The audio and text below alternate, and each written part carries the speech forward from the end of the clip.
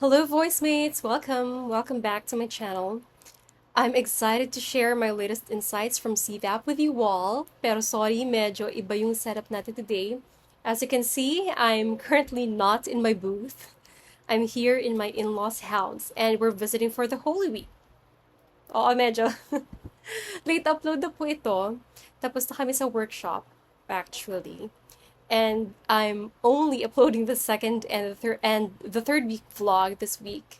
But anyway, it feels like it was just yesterday when we started. Parang ang bilis ng oras when you're learning, especially when you're learning while having fun, 'di ba?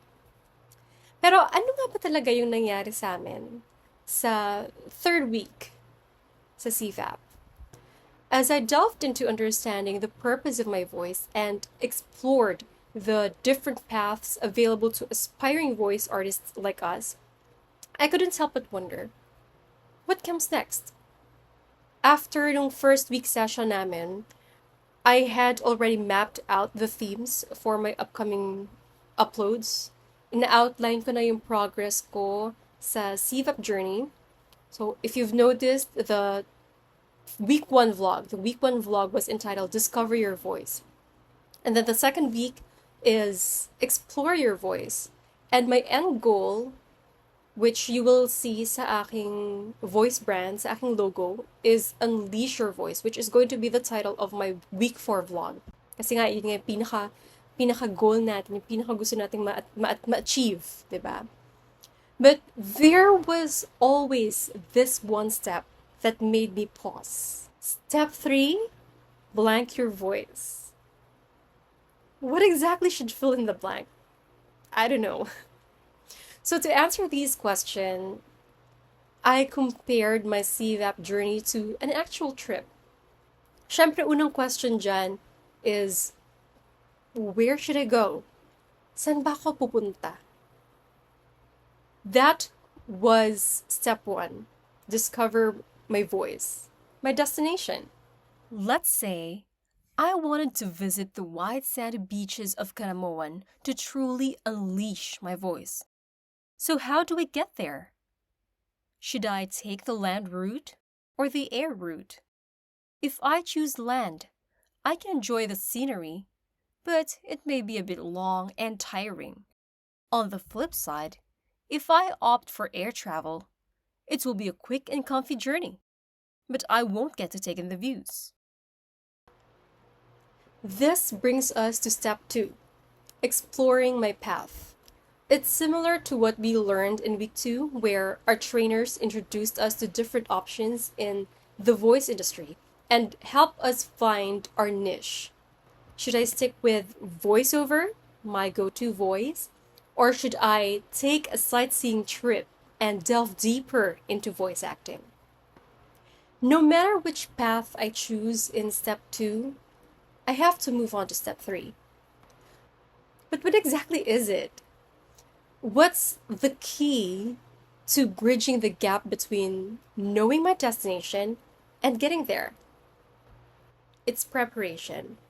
Whether I go by air or by land, I have to figure out what I need to bring and do in order to reach my goal successfully.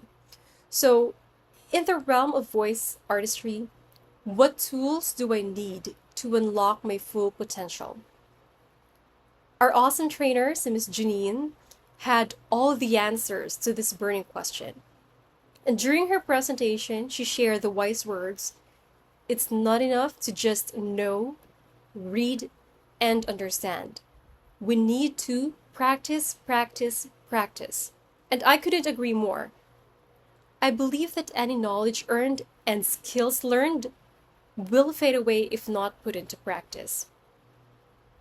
And Miss Janine stressed the importance of practice for everyone, whether you're a new voice artist or a seasoned pro. She gave us some great tips like recording ourselves as we read just to get used to hearing our own voices.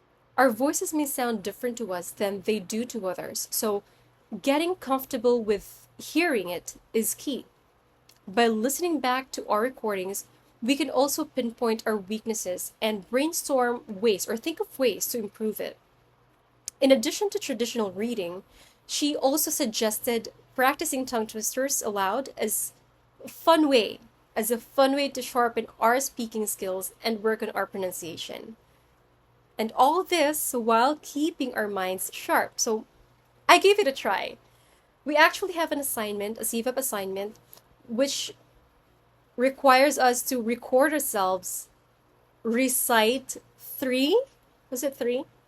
I think it was three Filipino tongue twisters and three English tongue twisters. And I recorded myself as I did that.